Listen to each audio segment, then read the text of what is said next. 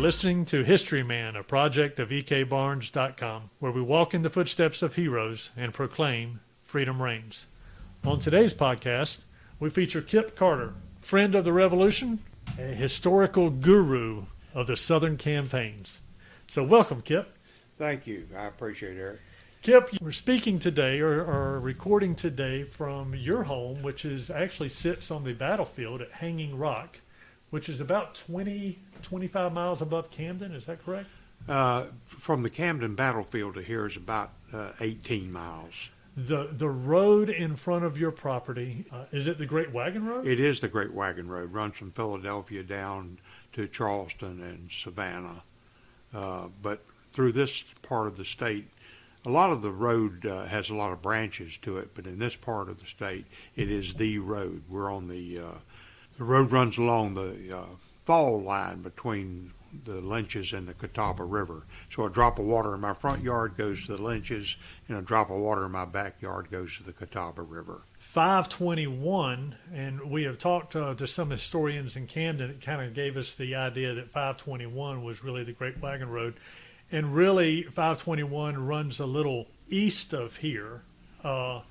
This is actually Flat Rock Road. This is Flat Rock Road, and this is on the ridge line that connects Lancaster with Camden. And so this was the Great Wagon Road. 521 really didn't exist back then. Right. But of course, once you get up to Heath Springs, 2 miles north of us, that's where 521 intersects the Flat Rock Road. And 521 then goes north and goes through Pleasant Hill. And in Pleasant Hill, the Great Wagon Road turns right and goes up State Road 522 toward Buford's Massacre site, where 521 goes straight on up toward Lancaster and then to Charlotte. And that was known as the Charlotte Cutoff, and it swang from just below Salisbury down through Charlotte and then rejoined the Great Wagon Road here at Pleasant Hill. So Camden really was a pivotal place. When the British took Charleston, they came to Camden and really kind of set up shop as kind of like the hub. They had a place in Sherrall, they had a place in 96, and Camden was kind of like the center of the state. You correct me if I'm wrong. Yeah, no, so Camden's the oldest inland city in South Carolina, and it was a trading point.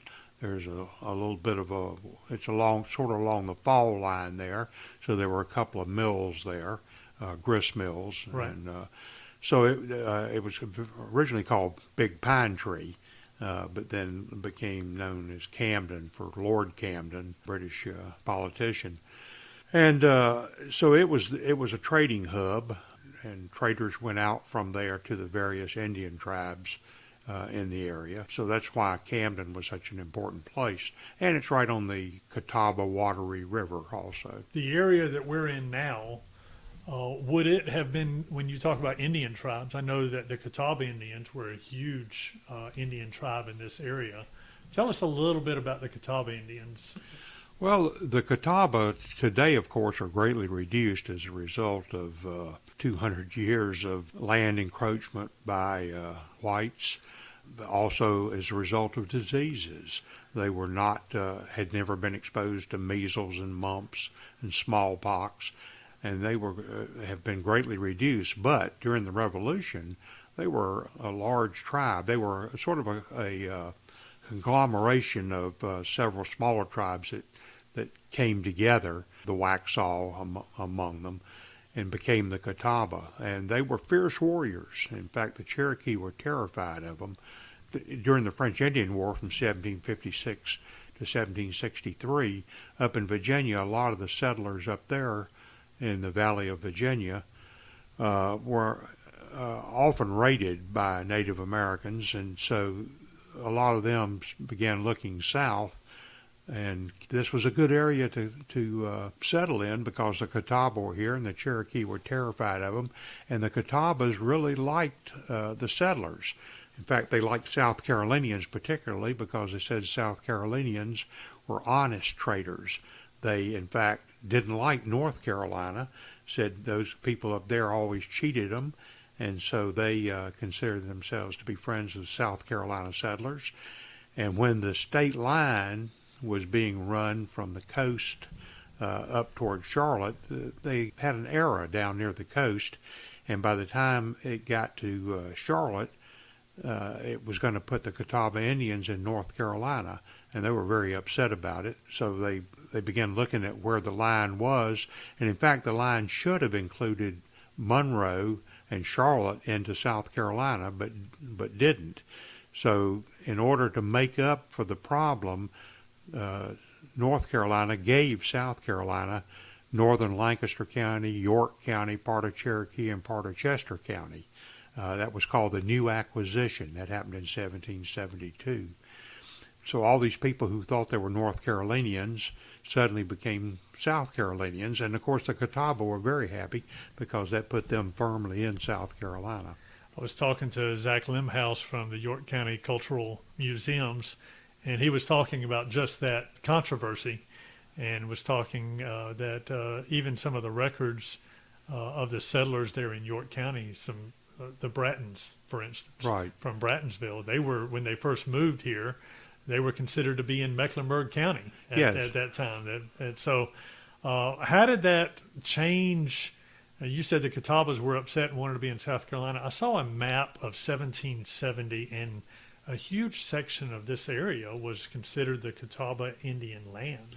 Oh, yeah. Up and down the river, most of all of northern Lancaster County was considered part of their lands. In fact, in the treaty with the Catawba Indians, they were given a huge tract of land here, which they rented out to white farmers, and eventually the white farmers, sort of by adverse possession, took over the property. Then about 15, 20 years ago, I lose track of time, the Catawbas decided they were going to exercise their rights. And so the result was that there was virtually no property in South Carolina, in northern Lancaster County or in York County, that didn't have a cloud on the title because the Catawba were claiming it. And so it became very difficult to transfer property with a clean title.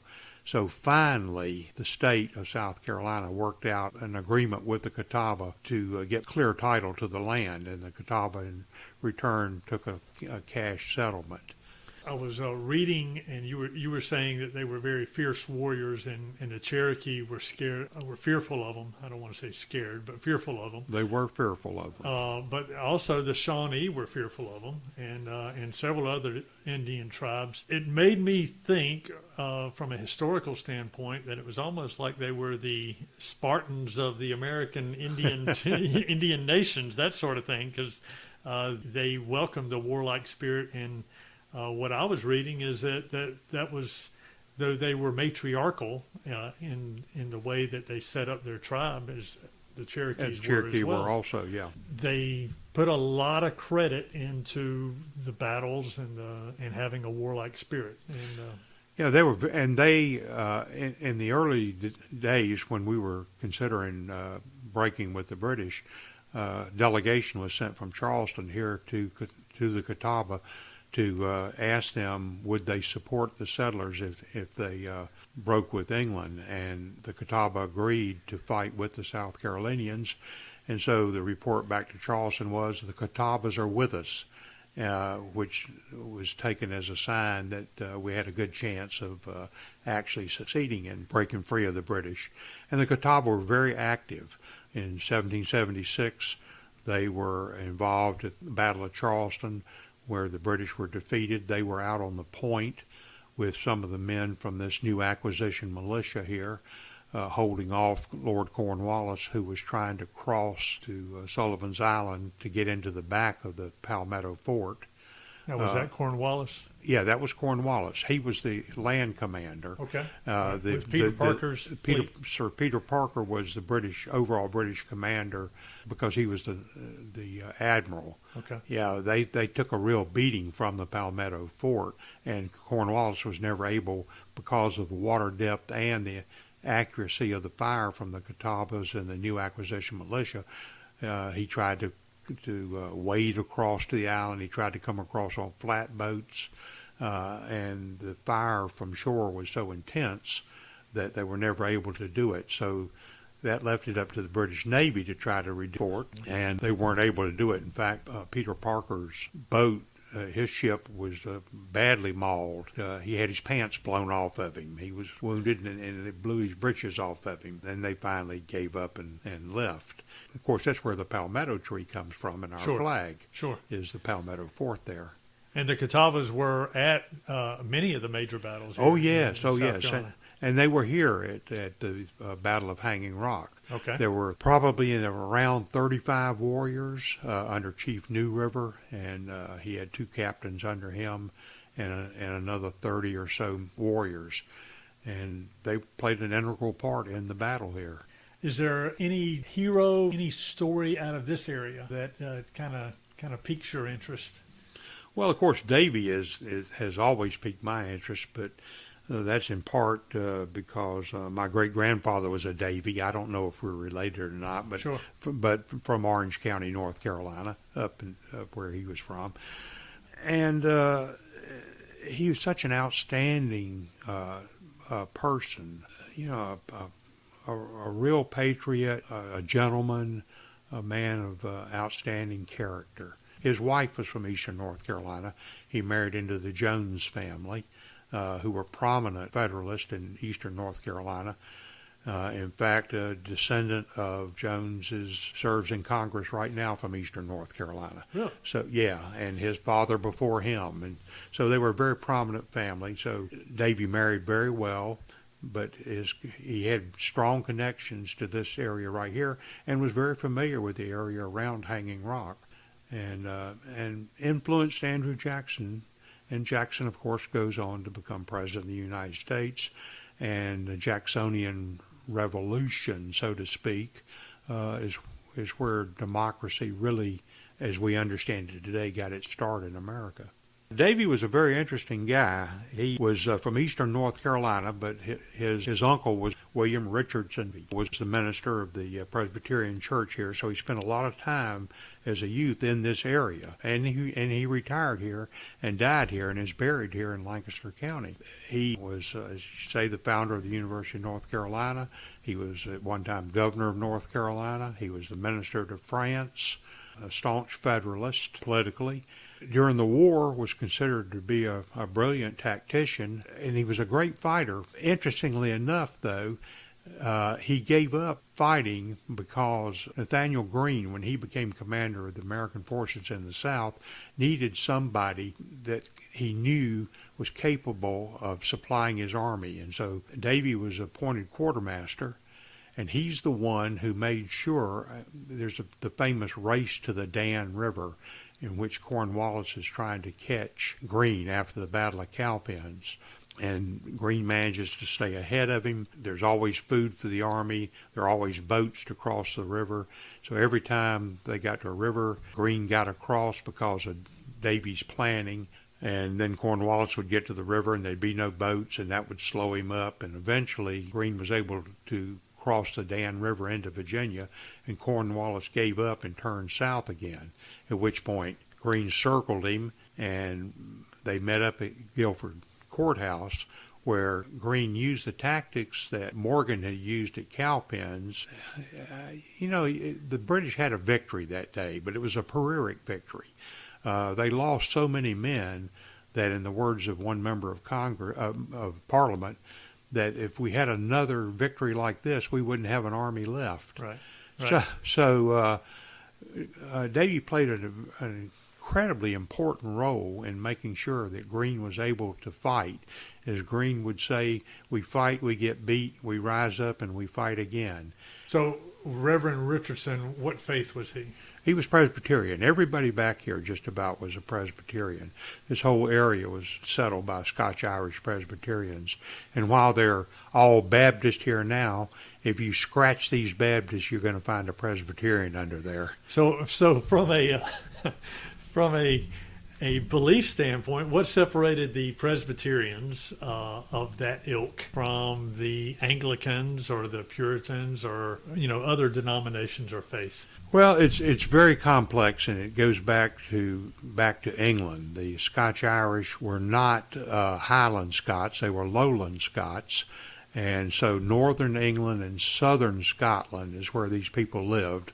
They were called borderers, and they lived on the land there. And what happened was, as the Industrial Revolution began, woolen mills came into being, and the landowners discovered that they could make more money raising sheep on their land than they could by having tenant farmers on their land. I see. Only the nobility owned land in England. Everybody else was a tenant. And so these people were driven off the land. They were shipped to northern Ireland, which is now the 6 counties of northern Ireland, because there was land there. They were discriminated against by the British. The British really didn't like them at all. Right. And so a number of laws were passed that they couldn't be sheriffs, they couldn't hold office. If they were Presbyterian, they were all Presbyterians. They were not legally married unless they were married by an Anglican priest. So their marriages weren't legal. Their children were illegitimate. Did this carry over into the colonies? And it carried over into the colonies. They came here, mostly into Pennsylvania and New Jersey, though a few came through Charleston.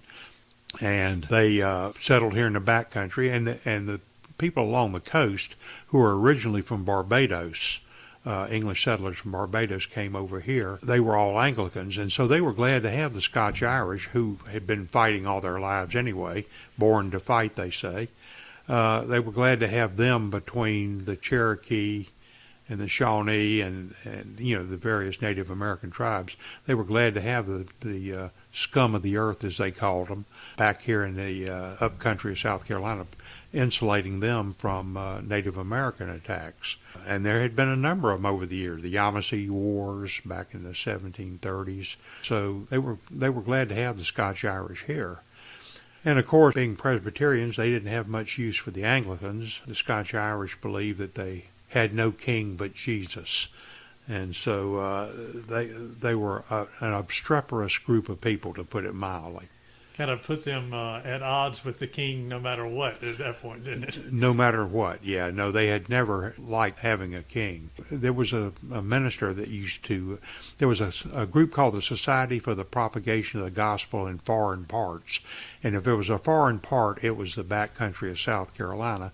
And so Anglican missionaries were sent out to these heathens. Was this Woodmason? This was Woodmason, Charles Woodmason. Even in his diaries, he didn't have too much good to say about some of the people he ran into, though. No, it's very interesting. He was very negative about the people in his diaries, yet when you read, there was a movement in early 1770s called the Regulator Movement. It was very much more active in North Carolina than South Carolina. I mean, there was actually a small battle in North Carolina with the regulators and who were the Scotch Irish inland. This is Alamance, right? Alamance, Battle of Alamance. Where the governor brought cannon and the regulators didn't have any cannon. That's exactly right. They actually got beat that day. Yeah, that's exactly right. But if you look at the petitions from the backcountry here to the legislature down in Charleston, it's obvious from internal textual criticism that Woodmason wrote those things. So he must have felt some kind of feeling for these people. Anyway, he would have mass weddings back here. He would marry 200 or 300 couples at a time. Some of them would, he would say women great with child and children clinging to their skirts, and he would marry them so that their marriages would be legal under colonial law. He was an interesting character. He was always complaining he didn't have enough money and wasn't even able to buy enough food. And so his friends in Charleston got him a job. Are we talking about Woodmason stuff? Woodmason, okay. Yeah. Got Woodmason a job that they said was going to give him some money. It was called a sinecure. He wouldn't have to do much. He would get a good income from it. And so he was appointed the stamp tax collector for South Carolina. Well, we know how that went over with the Boston Tea Party, etc. And Woodmason left South Carolina under duress, and we don't know what happened to him. He went back to England, and we lose track of him, but he was an interesting character. So William Davie came from the eastern parts of North Carolina, came into this area with his uncle, who was a Presbyterian minister, right. is what you're saying. And then he grew up in that. During the Revolutionary War, William Davie was in his early to mid-20s. Yeah, he was 23, 24 along. Well, the war lasted for 9 years, 8 years. But he was a young man, very well thought of, well educated for the times, and was a brilliant tactician. He was actually wounded at the Battle of Stono Ferry, correct? Yeah, but and that was later. Practiced law or read law. Yeah, he read the law.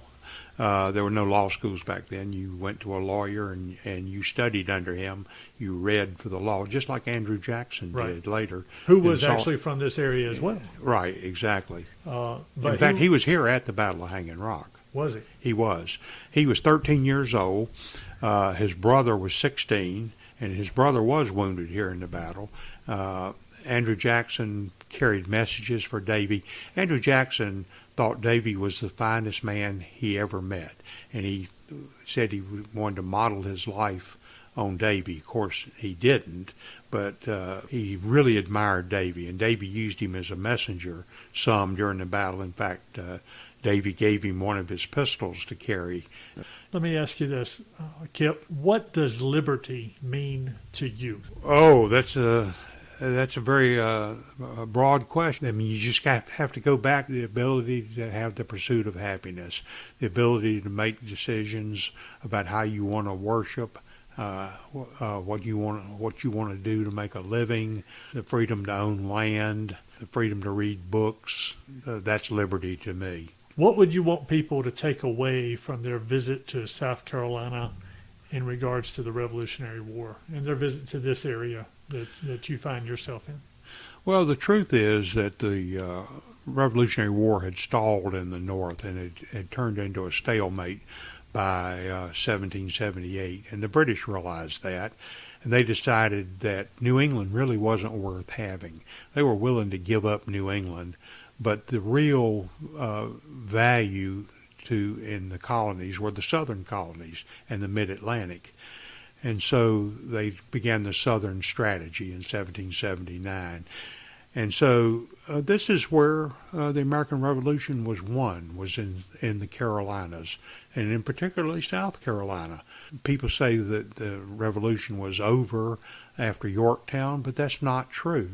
Yorktown was near the end of the war, that's for sure, and it certainly broke the British will to continue the war, but the war continued here in the South. There was a major battle at Eutaw Springs, and if you look at the history of the American Revolution with an objective eye, the Revolution was really won here in the South. It started in the North, but it was won here in the South. It's interesting that people like yourself, Charles Baxley, David Ruhr, and the governor and our representatives, they've gotten together and established the Liberty Trail, and a lot of that Liberty Trail comes right up this road. Comes right through here. It's fascinating to walk in those footsteps from a historian standpoint, or just from someone who's interested in where liberty was held in the balance for our country. Yeah. And it was right here in South Carolina. Kip, thank you so much for your time with us today. I'm very happy to do it.